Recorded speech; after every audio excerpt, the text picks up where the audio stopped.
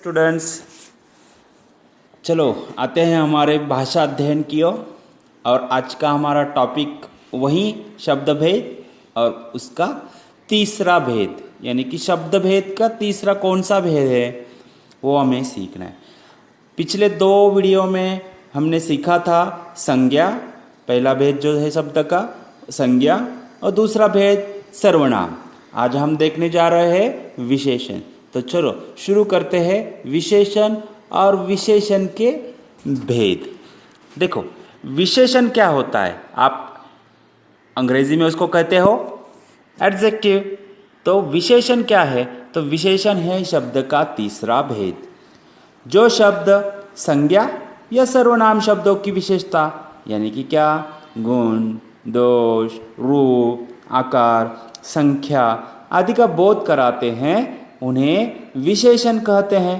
देखो जो शब्द संज्ञा या सर्वनाम की विशेषता, संज्ञा यानी कि नाउन और प्रोनाउन की विशेषता बताता है, कुछ खास उसके बारे में जानकारी देता है, उस शब्द को हम विशेषण कहते हैं।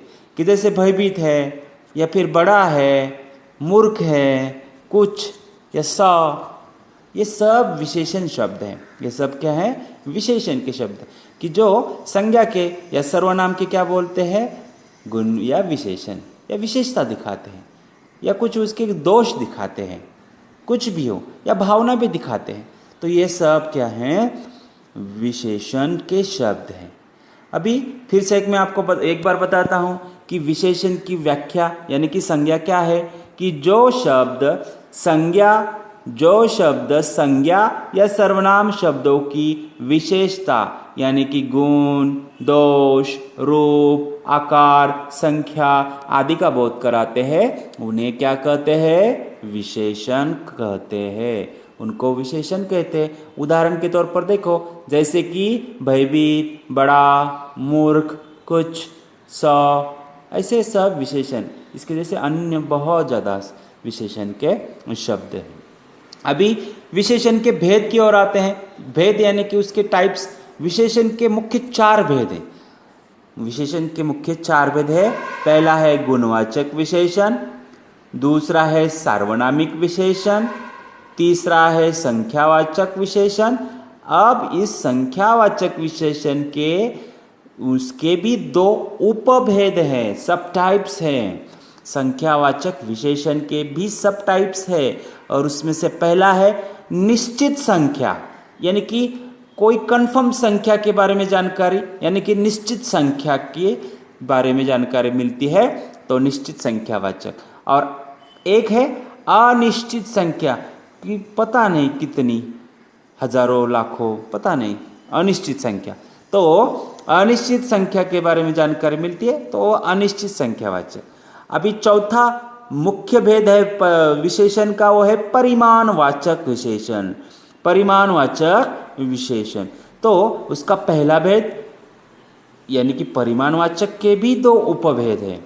जैसे कि संख्यावाचक के है, उसी प्रकार परिमाणवाचक के भी है, और उसी प्रकार से है। जैसे कि निश्चित परिमाणवाचक विशेषण, निश्चित परिमाणवाचक विशेषण और अनिश्चित परिमाणवाचक विशेषण। तो यह है विशेषण के चार भेद। और अब उसको हम एक एक करके और उदाहरणों के साथ, चित्रों को देखकर समझने की कोशिश करते हैं। देखो पहला है गुणवाचक विशेषण। गुण यानी कि कुछ विशेषता, खासियत। तो ये गुण का मतलब होता है विशेषता का, खासियत या खूबियाँ। तो ये सब हमें यहाँ पर देखने को मिलेगा। तो हम पहले आते हैं चित्रों की ओर। देखो यहाँ पर हिमालय का चित्र दिखाया है, और आप बताओ मुझे हिमालय कैसा है? करेक्ट, हिमालय खूबसूरत है। तो हिमालय संज्ञा है, व्यक्तिवाचक संज्ञा, और उस संज्ञा के बारे में खास जानकारी मिल रही है कि वो खूबसूरत है। हिमालय कैसा है? खूबसूरत है। यानी कि अभी ये हिमालय यानी कि कश्मीर का नज़ारा है, इसीलिए यहाँ पर वाक्य क्या लिखा है? कश्मीर बहुत खूबसूरत है। कश्मीर बहुत खूबसूरत है। ये तो सभी को पता है, पूरे विश्व को पता है कि कश्मीर को धरती पर स्वर्ग कहा जाता है। तो ये बहुत खूबसूरत है। तो कश्मीर यह जो संज्ञा है उसके बारे में खूबसूरत यह विशेषता बताने वाला शब्द है, इसलिए खूबसूरत को कहा जाएगा गुणवाचक विशेषण, क्योंकि उसके गुणों के बारे में, उसके रंग रूप के बारे में हमें जानकारी यहाँ पर मिल रही। अभी दूसरा लड़का देखो क्या कर रहा है। दूसरे चित्र में वो जो लड़का बैठा है वो जिस डाल पर बैठा है उसी डाल को काटने जा रहा है। देखो हंसने वाली बात है ना। तो हंसते किस पर है हम? जो मूर्ख होता है उस पर हंसते हैं। तो इस लड़के की क्या विशेषता यहाँ पर हमें दिखाई दे रही है कि वो मूर्ख है, यानी कि उसका दोष है, ये मूर्खता है कि जिस डाली पर वो बैठा है उसी को काट रहा है, यानी कि मूर्ख व्यक्ति ही ऐसा कर सकता है। तो वो लड़का मूर्ख है। तो उस लड़के के बारे में हमें विशेष जानकारी देने वाला शब्द कौन सा है? मूर्ख। तो यह है गुणवाचक विशेषण। तो ये गुणवाचक विशेषण आपको समझ में आया? तो उसकी व्याख्या देखते हैं। जो शब्द संज्ञा या सर्वनाम के गुण, दोष, रूप, रंग आदि का बोध कराते हैं तो उन्हें गुणवाचक विशेषण कहते हैं। देखो यहाँ पर उसकी मूर्खता का वहाँ पर बोध हुआ, यहाँ पर खूबसूरती का क्या हो गया? बोध हो गया। तो ये जो बोध कराने वाले जो विशेष शब्द है, खास शब्द है, उसको कहते हैं विशेषण। और कौन से? गुणवाचक विशेषण। अब आते हैं हमारे दूसरे विशेषण के भेद की ओर, और वो है सार्वनामिक। सार्वनामिक यानी कि सर्वनाम जैसा दिखाई तो सर्वनाम ही दिखाई देता है, लेकिन वो विशेषण का काम, विशेषण की भूमिका वाक्य में अदा करता है, इसीलिए उसको सार्वनामिक विशेषण कहते हैं। देखो उदाहरण की तरफ आते हैं। देखो यह है एक चित्र जहाँ पर एक गाय है और उसके पास एक व्यक्ति खड़ा है और वो बोल रहा है यह हमारी गाय है। देखो ये हमारी गाय है, लेकिन हमारी, हमारा यह तो सर्वनाम वाला शब्द है, हमारा यह तो सर्वनाम वाला शब्द है, लेकिन हमारी है यहाँ पर वो खास बताने की कोशिश कर रहा है मेरी गाय है, हमारी गाय है। तो हमारी गाय यहाँ पर हमारी, यह सर्वनाम जैसे दिखने वाला शब्द लेकिन विशेषण का काम कर रहा है। इस वाक्य में विशेषण का काम कर रहा है। यह हमारी गाय विशेषण का काम कर रहा है, इसीलिए वो सार्वनामिक, सर्वनाम होते हुए भी विशेषण का काम करने वाला शब्द यानी सार्वनामिक विशेषण। अभी देखो यहाँ पर एक पेड़ है लेकिन जरा दूर है। मैं क्या कह रहा हूँ? देखो वह सभी को प्राणवायु देता है। प्राणवायु देने का काम यानी कि कितना खास काम है यह, और यह सबसे खास, सबसे महत्वपूर्ण काम वह करता है। वह यानी कि सिर्फ और सिर्फ प्राणवायु देने का काम पेड़ करता है। तो पेड़ के और उंगली करके उसके ओर दिखाकर हम बता रहे हैं कि वह, उसके सिवा कोई अन्य नहीं, पेड़ के सिवा कोई अन्य प्राणवायु तैयार करता है क्या? कोई नहीं है। विश्व में सिर्फ एक ही, एकमेव, अद्वितीय एक ही है पेड़, वह प्राणवायु देता है, वही प्राणवायु देने का काम तैयार करता है। वह, यह सर्वनाम है लेकिन यहाँ पर क्या कर रहा है? विशेषता बता रहा है। किसकी? पेड़ की। इसीलिए वह ये सार्वनामिक विशेषण है। अभी उसकी व्याख्या देखते हैं। जो सर्वनाम शब्द वाक्य में विशेषण का कार्य करते हैं उन्हें सार्वनामिक विशेषण कहते हैं। जो सर्वनाम शब्द क्या करता है? विशेषण का, मैंने जैसे कहा देखो हमारा यह तो विशेषण है, हमारा यह तो सर्वनाम है, वह यह तो सर्वनाम है, लेकिन यहाँ पर विशेषण का खास कुछ बताने का काम करते हैं, इसीलिए वो सार्वनामिक विशेषण हुए। समझ में आया?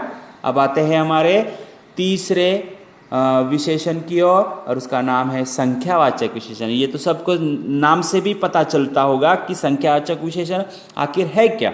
तो पहले उदाहरण की ओर आते हैं। ये देखो, ये है 2 पेड़ दिखाई दे रहे हैं। रावण के 10 सिर होते हैं। हजारों की भीड़ जुटी हुई है। कई पेड़ हैं। यहाँ पर कई पेड़ हैं। देखो यहाँ पर जो शब्द है वो कुछ संख्या का बोध कराते, कुछ संख्या का अंदाजा हमें यहाँ पर आ रहा है। 2 या 10 या हजारों या कई, ये सब संख्या के बारे में हमें शब्द बताते हैं।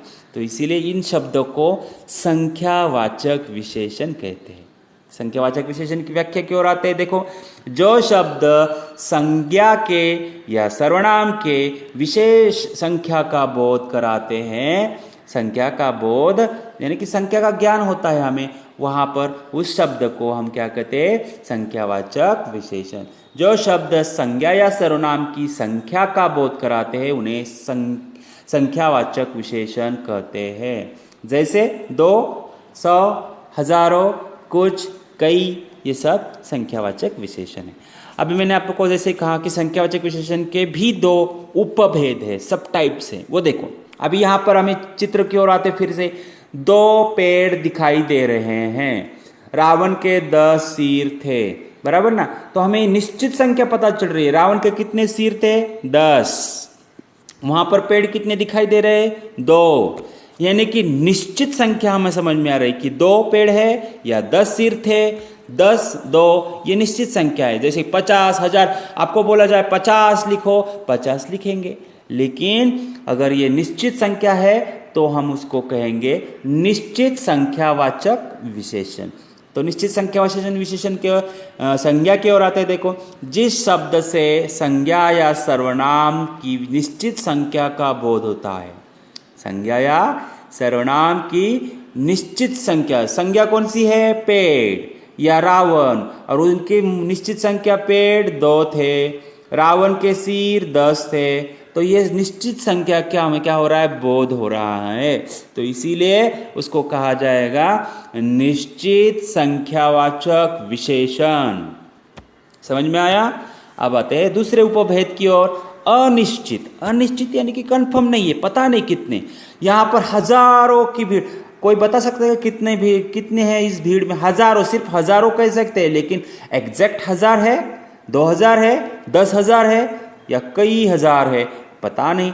यानी कि हमें एग्जैक्ट उसकी फिगर का अंदाजा नहीं हो रहा, इसीलिए हजारों की भीड़। निश्चित पता नहीं, अनिश्चित है।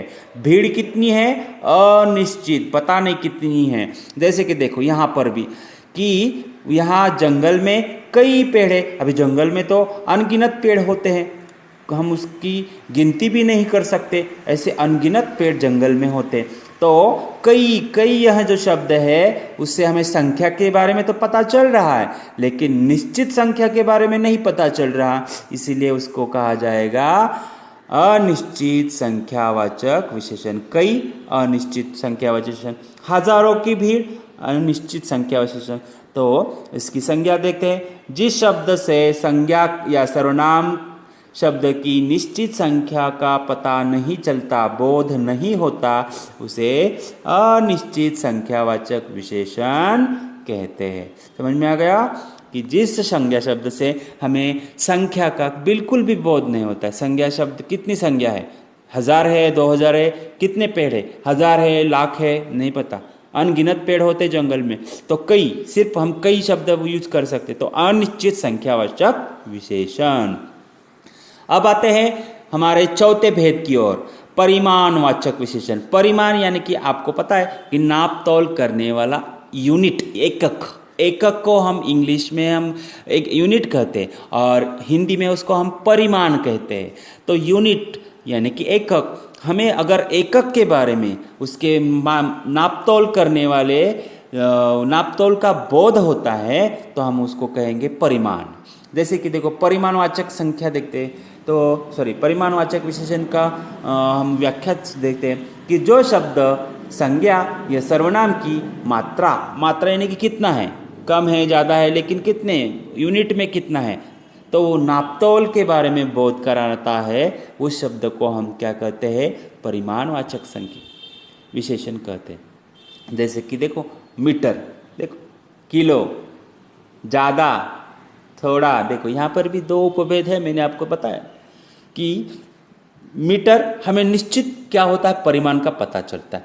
किलो निश्चित परिमाण का, और भी है, सेंटीमीटर है, किलोमीटर्स है, और लीटर है, मिलीलीटर्स है, या फिर डिग्री सेल्सियस हम जो तापमान काउंट करते हैं वो भी एक यूनिट है। तो हमें अगर यूनिट का पता चलता है, यानी कि परिमाण का पता चलता है, मात्रा का पता चलता है, उस शब्द को हम परिमाणवाचक विशेषण, परिमाण, देखो सुनो, परिमाणवाचक विशेषण कहते हैं। अभी हम आते हैं उसके भेदों की ओर। उसके दो भेद है। पहला है वो जिस प्रकार संख्यावाचक विशेषण का पहला भेद था निश्चित संख्यावाचक, उसी प्रकार यहाँ पर निश्चित परिमाणवाचक विशेषण, कि जो शब्द संज्ञा या सर्वनाम की निश्चित मात्रा का बोध कराता है। निश्चित मात्रा, देखो यहाँ पर पहले चित्र में देखो क्या है कि कद्दू है और वो कद्दू तराजू पर रखा हुआ है और तराजू पर उसका वेट, वजन दिखाई दे रहा है कि 4 kg, 4 किलो। वो कद्दू कितना है? 4 किलो। तो किलो कितना, कौन सा परिमाण हमें पता चला यहाँ पर? किलो। तो निश्चित परिमाण हमें पता चला कि वो कद्दू 4 किलो है। तो किलो यह है जो शब्द परिमाणवाचक शब्द, ये सॉरी परिमाणवाचक विशेषण है। यहाँ पर 1-1 लीटर की 2 बोतलें यहाँ पर रखी हुई है दूध की। दूध की 2 बोतलें यहाँ पर रखी हुई है 1-1 लीटर की। तो 1 और 1 कितना हो गया? 2। तो यह कितना दूध हुआ? 2 लीटर दूध। 2 लीटर दूध है, ये क्या है? 2 लीटर दूध है। तो निश्चित परिमाण का हमें पता चला लीटर। दूध कितना है? 2 लीटर है। लीटर यहाँ जो है निश्चित परिमाण का पता हमें इस शब्द से चल रहा है, तो इसलिए कहा जाएगा निश्चित परिमाणवाचक विशेषण। अभी उसकी व्याख्या कि जो शब्द संज्ञा या सर्वनाम की निश्चित मात्रा, देखो किलो ये कद्दू की भी निश्चित मात्रा बता रहा है, लीटर ये दूध की निश्चित मात्रा बता रहा है। तो जो संज्ञा के या सर्वनाम के निश्चित मात्रा का बोध कराता है उस शब्द को निश्चित परिमाणवाचक विशेषण कहते हैं। समझ में आया? अभी दूसरा, अनिश्चित परिमाणवाचक विशेषण। निश्चित के विरुद्ध अनिश्चित, कि हमें पता नहीं चल रहा कि कितना, उसकी मात्रा पता नहीं, उसका यूनिट मालूम नहीं, तो यह हमें अनिश्चित है, कंफर्म नहीं है, तो इसको कहा जाएगा अनिश्चित परिमाणवाचक विशेषण। जिस शब्द से संज्ञा या सर्वनाम की निश्चित मात्रा का नापतोल या बोध नहीं होता, तो हमें उसे कहते हैं अनिश्चित परिमाणवाचक। हम उसको क्या कहते हैं? अनिश्चित परिमाणवाचक विशेषण। तो यहाँ पर देखो एक चित्र है, एक माँ है जो अपने बच्चे को गले पर लगा, यानी कि माँ बच्चे को बहुत ज़्यादा प्यार करती है, बहुत, अपने माता पिता अपने बच्चों से बहुत ज़्यादा प्यार करते हैं। तो उसमें से माँ देखो, माँ बच्चों से ज़्यादा प्यार करती है, बहुत प्यार करती है बच्चों से, बहुत ज़्यादा प्यार करती। कितना आप नापतोल कर सकते? नहीं। नापतोल कर सकते? नहीं, बिल्कुल नहीं, वो नापतोल नहीं किया जा सकता प्यार। तो ज़्यादा यह जो शब्द है वो हमें परिमाण का तो पता चल रहा है, लेकिन निश्चित नहीं, कितना ये नहीं पता चल रहा। तो इसीलिए ज़्यादा यह शब्द है अनिश्चित परिमाणवाचक विशेषण। अभी अगले शब्द की ओर आते, देखो व्याख्या की ओर आते कि अगले उदाहरण की ओर आते, माफ करना, अगले उदाहरण की ओर आते कि मुझे बहुत काम है, मुझे बहुत काम है, मुझे बहुत काम है, लेकिन कितना काम है उसको हम काउंट करके नहीं बता सकते कि मुझे कितना काम है। वर्क का बहुत ज़्यादा लोड है। देखो वहाँ पर एक चित्र में दिखाया है कि वर्क है, इतना लोड है वो वर्क से, और यहाँ पर वो जो व्यक्ति वो निराश होकर बैठा कि मुझे इतना बहुत ज़्यादा काम, टेंशन आया उसको काम का। तो बहुत ज़्यादा काम है, बहुत, यानी कि उसको उस काम को वो क्या कर नहीं सकता, गिन नहीं सकता, काउंट नहीं कर सकता, बहुत काम है। सिर्फ बहुत, इससे हमें पता चल रहा है कि मात्रा बहुत ज़्यादा है, लेकिन कितना है नहीं पता चल रहा, निश्चित अर्थ नहीं समझ में आ रहा। तो इसीलिए वो बहुत, यह शब्द जो है वो अनिश्चित परिमाणवाचक शब्द है। समझ में आया? ये थे हमारे विशेषण के 4 भेद। विशेषण के कितने भेद है? 4 भेद, और उसको अच्छी तरह से समझो, लर्न करो। अब आते हैं हमारे असाइनमेंट की ओर कि असाइनमेंट क्या है? निम्नलिखित वाक्यों से अधोरेखांकित विशेषण शब्दों के भेद लिखिए। अधोरेखांकित यानी कि अंडरलाइन किए हुए, अंडरलाइन किए हुए शब्द को हम देखना है और उसका विशेषण का भेद लिखना है। मेरी मोटार महंगी है। देखो मेरी मोटार महंगी है, महंगी है का मतलब उसकी विशेषता बता रहा है। तो यह है गुणवाचक विशेषण। महंगी यह शब्द जो है गुणवाचक विशेषण है। उसी प्रकार यहाँ पर मैंने 8 उदाहरण दिए हैं, आपको उस विशेषण को पहचान कर उसको लिखना है। वे एक कुशल कारागिर है, कुशल यानी कि गुणों के बारे में पता चल रहा है। 3 दिन और निकल गए, 3 यानी कि संख्या के बारे में पता चल रहा है। पानी में कई मछलियां हैं, यहाँ पर भी संख्या के बारे में पता चल रहा है, लेकिन निश्चित संख्या नहीं पता चल रही कितनी मछलियां है पानी में। सरकार गरीबों को कुछ अनाज मुफ्त में दे रही है, सरकार गरीबों को अनाज दे रही है, लेकिन कितना किलो कितना कुछ पता नहीं चल रहा, अंदाजा नहीं आ रहा है। तो यहाँ पर नापतोल हमें पता नहीं कितना है, तो ये अनिश्चित है क्या परिमाण। एक टंकी में 500 लीटर पानी बैठता है। देखो टंकी है और उस टंकी का जो पानी का मात्रा, बैठने का मात्रा है, वो हमें पता चल रहा है निश्चित कि कितना है 500 लीटर। तो निश्चित मात्रा या निश्चित उसका परिमाण हमें पता चल रहा है। वह पेड़ ऊंचा है। देखो पेड़ के बारे में खास विशेषता बता रही है। जो सार्वनामिक शब्द है वो पेड़ के लिए यूज किया है, इसीलिए वो कौन सा विशेषण है जरा आप देखो। उसकी स्थिति खराब थी, उसकी स्थिति खराब थी, खराब यानी कि उसके दशा अवस्था के बारे में पता चल रहा है, गुण के बारे में पता चल रहा है, उस दशा के गुणों के बारे में पता चल रहा है, इसीलिए वो खराब कौन सा विशेषण हुआ वो आप समझ लो। हमारा देश बहुत प्यारा है, यह हमारे देश की खास बारी। देश किसका है? हमारा देश हमारा है। तो हमारा यह जो सर्वनाम है, लेकिन यहाँ पर विशेषण का काम कर रहा है, तो ये कौन सा विशेषण हुआ देखो और लिखो। चलो धन्यवाद। आज का पाठ यहीं पर खत्म होता है। धन्यवाद।